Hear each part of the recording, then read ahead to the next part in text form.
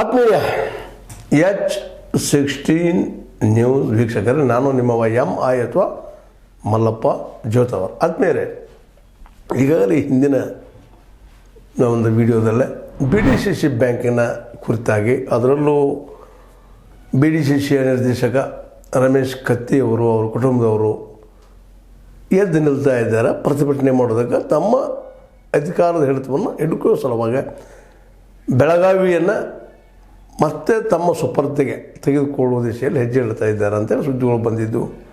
ಅದಕ್ಕೆ press conference ಮಾಡಿದ್ರು. ಈಗ ಒಂದು ಸಭೆಯನ್ನು ಮಾಡಿಬಿಟ್ಟಿದ್ದಾರೆ BJP ಒಂದು ಪಕ್ಷದ ಹೆಸರಿನಲ್ಲೇ.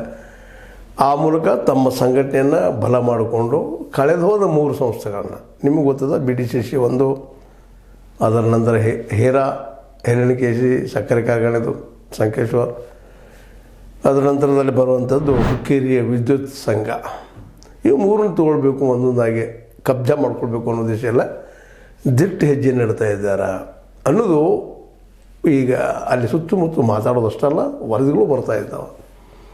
ಅಂದ್ರೆ ರಮೇಶ್ ಕತ್ತಿ ಅವರು ಸಜ್ಜಾಗಿದ್ದಾರೆ, ಅಂದರೆ ಅವ್ರ ಕುಟುಂಬದವರು ಸಜ್ಜಾಗಿದ್ದಾರೆ. ನಮ್ಮಲ್ಲಿ ಒಕ್ಕಟ್ಟದ, ನಮ್ಮಲ್ಲಿ ಒಕ್ಕಟ್ಟು ಮುರಿದಿಲ್ಲ, ನಮ್ಮ ಉಂಟು ಮಾಡುವಂಥ ನಾವೆಲ್ಲ ದೂರ ಸರಿಸ್ತಾ ಇದ್ದೀವಿ, ನಮಗೆ ಮೋಸ ಮಾಡಿದರು ನಮ್ಮವ್ರು ನಂಬಿದವರು ಅನ್ನೋ ಘನಘೋರ ಒಂದು ಆರೋಪ ಮಾಡಿಕೊಂಡು ನಾವು ಪುನರ್ ಎದ್ದು ನಿಲ್ಲುವಂಥ ಕೆಲಸ ಮಾಡ್ತೀವಿ. 3 ತೊಗೊಳ್ತೀವಿ ನಾವು.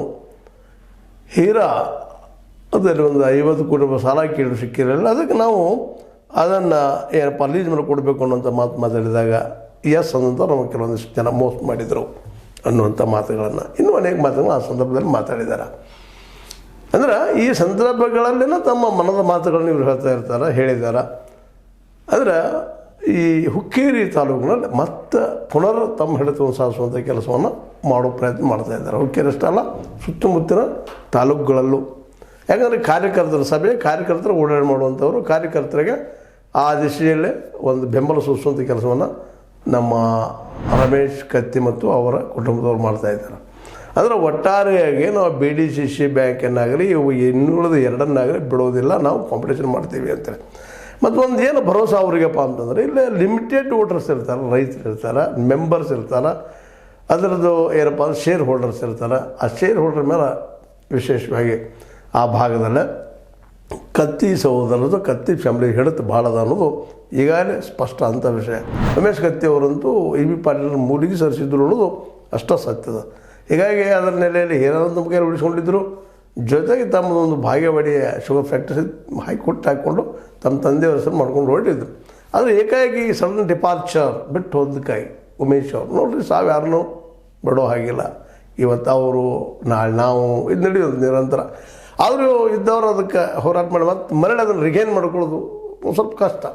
ಆದರೂ ಆ ದಿಶೆಯಲ್ಲಿ ಹೆಜ್ಜೆ ಇಡೋ ಪ್ರಯತ್ನ ಮಾಡ್ತಾಯಿದ್ದಾರೆ. ಜೊತೆಗೆ ನಮ್ಮ ಉಮೇಶ್